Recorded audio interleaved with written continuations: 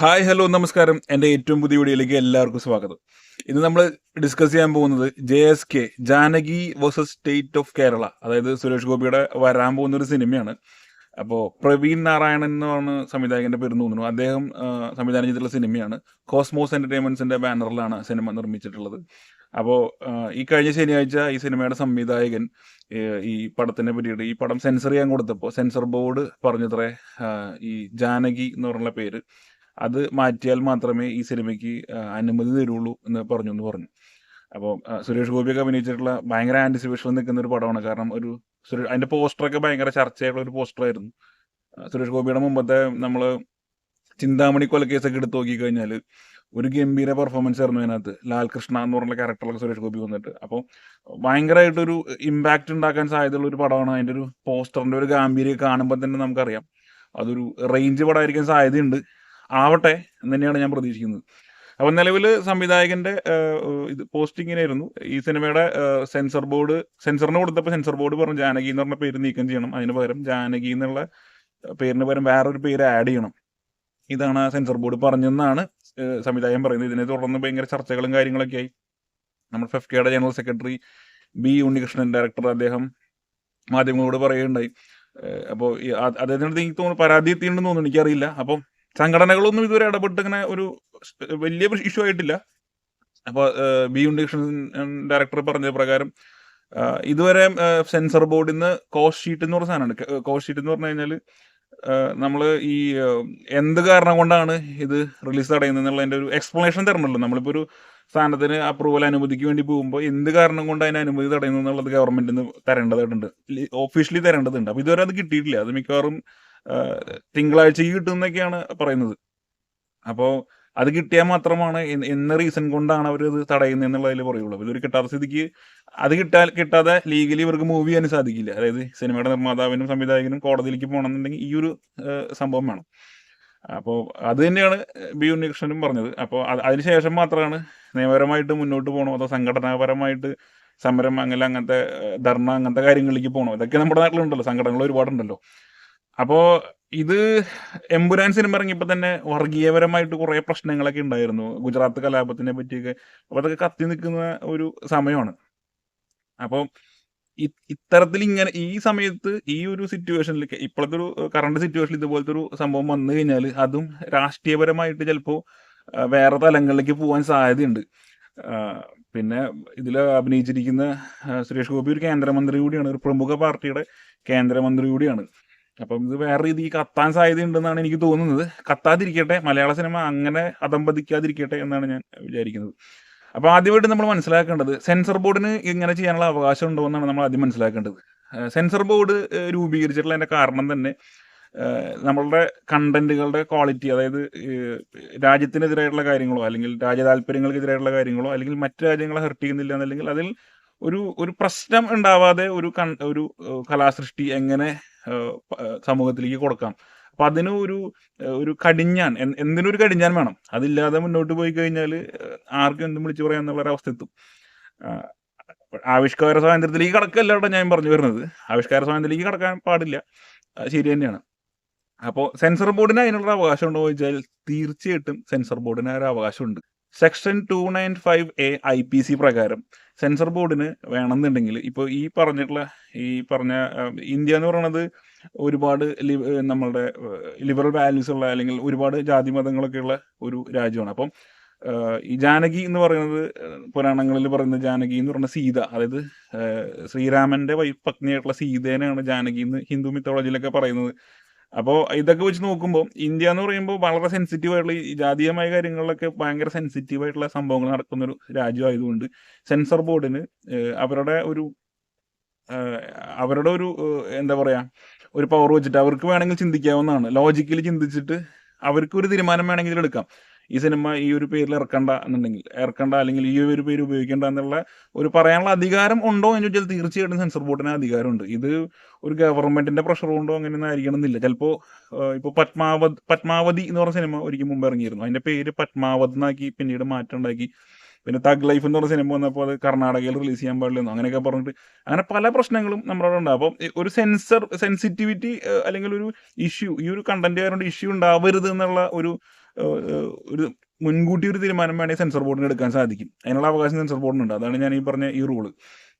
അപ്പോൾ ഈ റൂളിൻ്റെ അണ്ടറിൽ വരുന്ന കാര്യങ്ങൾ എന്തൊക്കെയാണെന്ന് വെച്ചാൽ ഈ മതസ്പർദ്ധ, അല്ലെങ്കിൽ ഒരു വിഭാഗം ആൾക്കാർ, അല്ലെങ്കിൽ സീത എന്ന് പറയുന്നത് ശ്രീരാമൻ്റെ ഭാര്യ സീത, ജാനകി എന്നൊക്കെ പറയുമ്പോൾ അത് ഒരു വലിയ ഒരു ലെവലിൽ ഇരിക്കുന്ന ഒരു ദൈവം, അല്ലെങ്കിൽ ആൾക്കാരെ ആരാധിക്കുന്ന ഒരു വ്യക്തിത്വമൊക്കെയാണ്.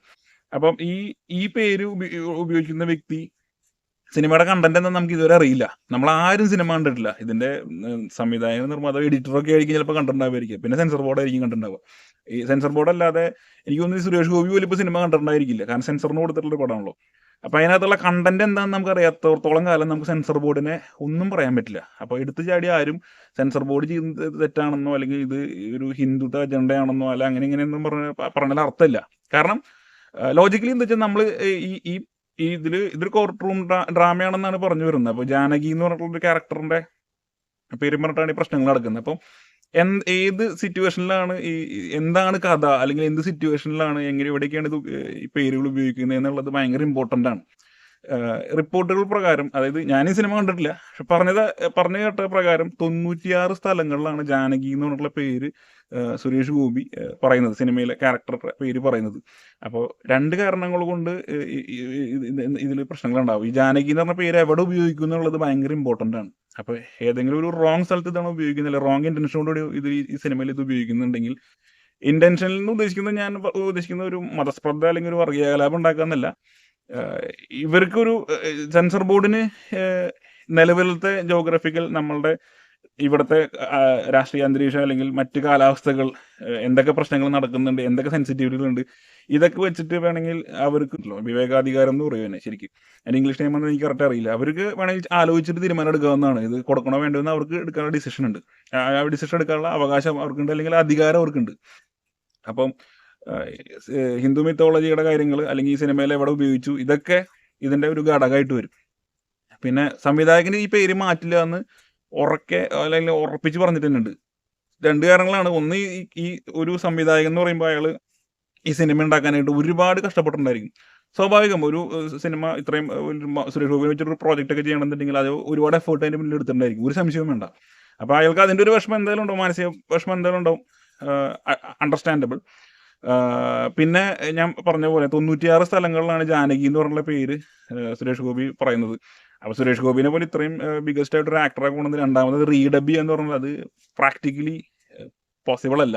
കാരണം സുരേഷ് ഗോപി ഒരു ആക്ടർ മാത്രമല്ല, അദ്ദേഹം ഒരു കേന്ദ്രമന്ത്രി കൂടിയാണ്. അപ്പോൾ അത്രയും ബിസി ഷെഡ്യൂളുള്ള മനുഷ്യനാണ്. അപ്പോൾ രണ്ടാമത് റീഡബ് ചെയ്യാന്ന് പറഞ്ഞാൽ അത് പ്രാക്ടിക്കാലിറ്റി അല്ല. അപ്പോൾ ഈ 2 കാരണങ്ങൾ കൊണ്ട് സംവിധായകന് എൻ്റെ പേര് മാറ്റില്ല എന്നും പറഞ്ഞിട്ടുണ്ട്. ഇനിയിപ്പോൾ സെൻസർ ബോർഡ് ഇപ്പോൾ തിങ്കളാഴ്ച ആയിരിക്കും അതിൻ്റെ ഇത് തരിക, എന്ത് കാരണം കൊണ്ടാണ് ഈ റീസൺ ഇന്നതാണെന്ന് പറഞ്ഞിട്ട് അവർ ചിലപ്പോൾ ഒരു എക്സ്പ്ലനേഷൻ തരുമായിരിക്കും. അപ്പോൾ അതിനുശേഷം ഇവർക്ക് എന്ത് ചെയ്യാൻ പറ്റും? തീർച്ചയായിട്ടും ഇവർക്ക് അപ്പീൽ ചെയ്യാൻ പറ്റും. അതായത് ഇതിൻ്റെ നിർമ്മാതാക്കൾക്ക് വേണമെങ്കിൽ അപ്പീൽ ചെയ്യാം. FCAT എന്ന് പറഞ്ഞിട്ടൊരു ഓഫീസുണ്ട്. അതായത് ഫിലിം സർട്ടിഫിക്കേഷൻ അപ്ലിയേറ്റ് ട്രിബ്യൂണൽ, അതിന് അങ്ങനെയാണെന്ന് പറയുന്നത്, അങ്ങനെയാണ് അതിൻ്റെ ഒരു പ്രൊണൗൺസിയേഷൻ തോന്നുന്നു. FCAT പോയിട്ട് ഇവർക്ക് അപ്രോച്ച് ചെയ്യാം. CBFCക്ക് നേരെ, സെൻട്രൽ മറ്റേ ഇതുണ്ടല്ലോ, സെൻസർ ബോർഡിൻ്റെ ഈ ഒരു ഇവർ തന്നിട്ടുള്ള ഇവർ ക്ലിയറൻസ് തരാത്തതിനെതിരെ വേണമെങ്കിൽ ഈ പറഞ്ഞ സ്ഥലത്ത് പോയിട്ട് ഇവർക്ക് അപ്പീൽ ചെയ്യാം. അപ്പീൽ ചെയ്തതിനു ശേഷം അവർക്കും ഇതിൻ്റെ ഒരു അവിടെ നിന്ന് വേണമെങ്കിൽ ഒന്ന് റീചെക്ക് ചെയ്യാവുന്നതാണ്. അതും പറ്റില്ല എന്നുണ്ടെങ്കിൽ ഇവർക്ക് കോടതിയെ സമീപിക്കാം. ഹൈക്കോടതി, സുപ്രീം കോടതി വരെ പോവാം. അപ്പോൾ സുപ്രീം കോടതി വന്നാൽ അത് ഫൈനലായിരിക്കും. അതിൻ്റെ അപ്പുറത്തേക്ക് പിന്നെ വേറൊന്നും ചെയ്യാൻ പറ്റില്ല. അപ്പോൾ സിനിമ വിചാരിച്ച സമയത്ത് റിലീസ് ചെയ്യാൻ ഇപ്പോഴത്തെ അവസ്ഥയിൽ ചെറിയൊരു പ്രശ്നങ്ങളുണ്ട്. കാരണം ഇത് ക്ലിയർ ചെയ്യാതെ സിനിമ കറക്റ്റ് ചെയ്ത സമയം റിലീസ് ചെയ്യാൻ പറ്റുമെന്ന് എനിക്ക് തോന്നുന്നില്ല. പക്ഷേ ഈ പ്രശ്നങ്ങളൊക്കെ എത്രയും പെട്ടെന്ന് പരിഹരിക്കട്ടെ. ഞാനും ആ സിനിമ ഭയങ്കരമായിട്ട് വെയിറ്റ് ചെയ്യാണ്. ഇതിൻ്റെ ഫസ്റ്റ് ലുക്ക് പോസ്റ്റർ വന്നപ്പോൾ തന്നെ ഞാനിത് ആദ്യമായിട്ട് ഈ പോസ്റ്റർ ഞാൻ ഇതിൽ എൻ്റെ സോഷ്യൽ മീഡിയയ്ക്ക് ഷെയർ ചെയ്തിരുന്നു. സെൻസർ ബോർഡ് എനിക്ക് ഇന്റൻഷനലി ചെയ്യുകയാണെന്ന് എനിക്ക് തോന്നുന്നില്ല. കാരണം എന്താ വെച്ചാൽ ഇതിപ്പോൾ നമ്മൾ പലരും ചിന്തിക്കണം എന്താ വെച്ചാൽ ഇതിപ്പോൾ ഈ അടുത്ത കാലത്താണ് ഇങ്ങനെ സംഭവിക്കുന്നത് എന്നൊക്കെയാണ് ആൾക്കാർ ചിന്തിച്ചുകൊണ്ടിരിക്കുന്നത്. എന്നാൽ അങ്ങനെയല്ല. സെൻസർ ബോർഡ് ഇതിനു മുമ്പും പല സിനിമകളുടെയും പേര് വരെ മാറ്റാനായിട്ട് പറയുണ്ടായിട്ടുണ്ട്. ഇപ്പോൾ ഒരു ഇന്ത്യയിൽ ഇറങ്ങുന്ന പല സിനിമകളുടെയും പേര് വിദേശ രാജ്യങ്ങളിൽ മാറാറുണ്ട്. ഇപ്പം അറബി ഒട്ടകവും പി മാധവ നായർ എന്ന് പറഞ്ഞ സിനിമ. ഇത് ഫുള്ളി അബുദാബിയിൽ ഷൂട്ട് ചെയ്തിട്ടുള്ള സിനിമയാണ്. ഞാൻ എൻ്റെ ഷൂട്ടിംഗ് ലൊക്കേഷനിലൊക്കെ നേരിട്ട് പോയിട്ടുള്ളതാണ് പ്രിയദർശൻ്റെ സിനിമ. അപ്പോൾ ഈ അറബി ഒട്ടകവും പി മാധവ നായർ എന്ന് പറഞ്ഞ സിനിമ കേരളത്തിൽ ഇതായിരുന്നു പേര്. എന്നാൽ ഇത് ഗൾഫിൽ വന്നപ്പോൾ ഇതിൻ്റെ പേര് ഒരു മരുഭൂമി കഥ എന്ന് മാത്രമായിരുന്നു. ഇതിനൊക്കെ ഞാൻ സാക്ഷിയാണ്. ഈ സിനിമ സെൻസർ ചെയ്യുമ്പോഴും ഞാനുണ്ട് അവിടെ. ദുബായിൽ ഈ പടം സെൻസർ ചെയ്യുന്ന സമയത്ത് ഞാനുണ്ട് അവിടെ. അപ്പോൾ ആ പേര് അങ്ങനെ മാറ്റിയടിക്കാൻ പറഞ്ഞു, അങ്ങനെ മാറ്റിയടിച്ചു. അപ്പോൾ അത് ഗൾഫിലെ കഥ. ഗൾഫിൽ ഈ പടം സെൻസർ ബോർഡ് പേര് മാറ്റാൻ പറഞ്ഞാൽ ഒരു സംവിധായകരും അപ്പീൽ ചെയ്യാനും പോകാറില്ല, ഒന്നിനും പോകാറില്ല. നേരെ മറിച്ച് ഒന്നും മിണ്ടാതെ അങ്ങോട്ട് കൊടുക്കുകയും ചെയ്യുക. കാരണം എന്ന് വെച്ചാൽ അവിടെ മിണ്ടിയിട്ട് കാര്യമില്ല. അവിടെ റൂൾ എന്ന് പറഞ്ഞ റൂളാണ്. അപ്പോൾ ഇവിടെ നമ്മൾക്ക് എനിക്ക് തോന്നുന്നത് ഒരുപാട് സ്വാതന്ത്ര്യം കൂടിയതുകൊണ്ടാണ് ഇങ്ങനത്തെ പ്രശ്നങ്ങളെന്നാണ് എനിക്ക് തോന്നുന്നത്. പക്ഷേ ആവിഷ്കാര സ്വാതന്ത്ര്യത്തിനെ ചോദ്യം ചെയ്തൊന്നും എനിക്ക് തോന്നുന്നില്ല. കാരണം മുമ്പ് ഇതിനൊക്കെ വർഷങ്ങൾക്ക് മുമ്പ് 1988 ഇറങ്ങിയിട്ടുള്ള ഒരു സിനിമയുണ്ട്. സത്യനന്ദിക്കാട് സംവിധാനം ചെയ്തിട്ടുള്ള പൊന്മുട്ട ഇടുന്ന താറാവ്. ശ്രീനിവാസന്റെ ഒരു പടമാണ്. ഭയങ്കര ഹിറ്റ് പടമാണ്. അത് ഭയങ്കര ബ്ലോക്ക് പോസ്റ്റർ ഹിറ്റ് അടിച്ചൊരു പടമാണ്. ഈ പൊന്മുട്ട ഇടുന്ന താറാവ് എന്ന് പറഞ്ഞാൽ ശരിക്കുള്ള ടൈറ്റിൽ എന്താണെന്ന് വെച്ച് കഴിഞ്ഞാൽ പൊന്മുട്ട ഇടുന്ന തട്ടാൻ എന്നായിരുന്നു ഈ പടത്തിന്റെ പേര്. സെൻസർ ബോർഡ് പിന്നീട് ഇങ്ങനൊരു ഇഷ്യൂ പറഞ്ഞതിന്റെ പേരിലാണ് പൊന്മുട്ട ഇടുന്ന തട്ടാൻ എന്നുള്ള പേര് മാറ്റി തട്ടാൻ മാറ്റി താറാവാക്കിയത്. ഇത് ഞാൻ പറഞ്ഞതല്ല, ഇതിന്റെ സംവിധാനം തന്നെ നേരിട്ട് പറഞ്ഞിട്ടുള്ള ഒരു കാര്യമാണ്. അപ്പോൾ അന്ന് ഈ പടത്തിന്റെ പേര് മാറ്റിയപ്പോൾ പോസ്റ്റർ ആദ്യം പൊന്മുട്ടയിടം തട്ടാന്ന് പറഞ്ഞിട്ടാണ് പോസ്റ്റർ അടിച്ചിറക്കിയത്. പിന്നീട് ആ തട്ടാനുള്ള സ്ഥലത്ത് താറാവെന്ന് എഴുതി ഒട്ടിക്കേണ്ട അവസ്ഥ വന്നു. അത് മാത്രമല്ല, ഈ പടത്തിന്റെ പേര് മാറ്റിയതായിട്ട് നമ്മൾ ഒരു എന്തെങ്കിലും പേര് മാറ്റം വരുത്തുമ്പോഴൊക്കെ നമ്മൾ പത്രത്തിൽ പരസ്യം ചെയ്യുന്ന ഒരു പരിപാടിയുണ്ട്. അപ്പോൾ സത്യനന്ദിക്കാടിന്റെ ഈ 1988 ഇറങ്ങിയ പടത്തിന്റെ പൊന്മുട്ടയിടുന്ന തട്ടാൻ എന്ന സിനിമയുടെ പേര് ചില സാങ്കേതിക കാരണങ്ങളാൽ പൊന്മുട്ട ഇടുന്ന താറാവ് എന്ന് ആക്കിയിട്ടുണ്ട്. ഇനി താറാക്കൾ പ്രശ്നമൊന്നും ഉണ്ടാക്കിയില്ല എന്ന് കരുതുന്നു എന്ന് പറഞ്ഞിട്ടൊരു ഒരു പത്രപരസ്യം വന്നതാക്കിയിട്ട് പറഞ്ഞു കേട്ടിട്ടുണ്ട്. ഇത് വായിച്ചിട്ട് മമ്മൂട്ടി പൊട്ടിച്ചിരിച്ച കഥകളൊക്കെ പറഞ്ഞ് കേട്ടിട്ടുണ്ട്. സത്യത്തിലൊരു കോമഡിയാണ്. കാരണം എല്ലാവർക്കും അതിൻ്റെ പേരറിയാം, പക്ഷെ അത് ഒരു മാറ്റം വരുത്തി. അപ്പോൾ ഞാൻ പറഞ്ഞു വരുന്നത് ഇത് ഇപ്പോൾ ഉണ്ടായ സംഭവങ്ങളൊന്നുമല്ല. സെൻസർ ബോർഡ് ഇതിനു മുമ്പും പല സിനിമകളുടെയും പേരിൽ മാറ്റം വരുത്തിയിട്ടുണ്ട്. മലയാളത്തിലും മറ്റൊരു സംവിധായകൻ്റെ ഒരു പടത്തിൽ ജാനകി എന്ന് പറഞ്ഞ ക്യാരക്ടറുടെ പേര് മാറ്റണം എന്ന് പറഞ്ഞിട്ട് അടുത്തൊരു ഇഷ്യൂ നടക്കുന്നുണ്ട്. അദ്ദേഹം ജാനകി എന്നുള്ള പേര് മാറ്റിയിട്ട് ജയന്തി എന്നോ അങ്ങനെ എന്തോ പേരാക്കി എന്നാണ് മനസ്സിലാക്കേണ്ടത്. കറക്റ്റ് എനിക്കറിയില്ല. അപ്പം നമ്മൾ മനസ്സിലാക്കേണ്ട ഒരു കാര്യം, സെൻസർ ബോർഡിന് ഇത് മാറ്റാൻ പറയാനുള്ള അവകാശമുണ്ട്. ഇതൊരു രാഷ്ട്രീയ പാർട്ടിയുടെയോ അല്ലെങ്കിൽ ഒരു ഗവൺമെന്റിന്റെ അജണ്ടയൊന്നുമല്ല. സെൻസർ ബോർഡിന് അത് റൈറ്റ് അല്ല എന്ന് തോന്നുന്നുണ്ടെങ്കിൽ അത് മാറ്റാൻ പറയാനുള്ള അവകാശമുണ്ട്. പിന്നെ അത് കേരളത്തിൽ നിന്നുള്ള ഇതല്ല ശരിക്കും ഉണ്ടാവുന്നത്. കേരളത്തിൽ ട്രിവാൻഡ്രത്ത് നമ്മളൊരു പടത്തിന് സെൻസറിങ്ങിന് കൊടുത്തു കഴിഞ്ഞാൽ കേരളത്തിൽ ഓഫീസിൽ നിന്ന് ഈ സാധനം കണ്ടതിന് ശേഷം ഇത് അവരുടെ മുംബൈയിലേക്കോ ഡൽഹിയിലേക്കോ അങ്ങോട്ട് അയക്കണം. മുംബൈ ആണെന്ന് എൻ്റെ ഓർമ്മ. നോർത്തിൽ എവിടേക്കാണ് ഇത് അയക്കുന്നത്. അപ്പം അവിടെ ഉള്ളവർ കണ്ടിട്ട് അവർക്ക് അവിടെ നിന്നാണ് ഇത് അവർ അപ്രൂവ് ചെയ്യുന്നത്. പടം അപ്രൂവ് ചെയ്യുന്ന അല്ലെങ്കിൽ എന്തെങ്കിലും ചേഞ്ചസ് വേണമെന്നുണ്ടെങ്കിൽ ആദ്യമേ കേരളത്തിൽ കണ്ടിട്ട് ചേഞ്ചസ് വേണമെങ്കിൽ ഇവിടെ നിന്ന് തന്നെ പറയും. ഇനി ഇവർക്കൊന്നും കുഴപ്പമില്ലാന്നുണ്ടെങ്കിൽ അങ്ങോട്ട് അയച്ചു കൊടുക്കും. അവരുടെ ഫൈനൽ ആയിട്ടുള്ള ആൾക്കാർ ഇത് കണ്ടിട്ട് വേണമെങ്കിൽ അവർക്ക് അവിടെ ചേഞ്ചസ് വരുത്താൻ പറയാം. അതല്ല ഓക്കെ ആണെന്നുണ്ടെങ്കിൽ അവിടെ നിന്നാണ് ഈ പടത്തിൻ്റെ സർട്ടിഫിക്കറ്റ് ഒക്കെ. നമുക്ക് സെൻസർ ബോർഡിൻ്റെ സർട്ടിഫിക്കറ്റ് ഒക്കെ ഓൺലൈനിൽ ഡൗൺലോഡ് ചെയ്യാനൊക്കെ കിട്ടും. സർട്ടിഫിക്കറ്റ് ഓൺലൈനിൽ അപ്ലോഡ് ചെയ്യുന്ന പരിപാടിയൊക്കെ ഉണ്ട്. ഇത് പലർക്കും അറിയില്ല. ഇതൊക്കെ പ്രോസസ്സൊക്കെ അവിടെ നടക്കുന്നത്. ഇപ്പം മനസ്സിലാക്കിയിടത്തോളം ഇത് കേരളത്തിൽ നിന്നല്ല ഇത് ബ്ലോക്ക് ചെയ്തിരിക്കുന്നത്, ഈ പറഞ്ഞ നോർത്ത് നിന്നാണ്. അത് മുംബൈ ആണോ ഡൽഹി ആണെന്ന് എനിക്കറിയില്ല. മുംബൈ ആണെന്നാണ് എൻ്റെ അറിവ്.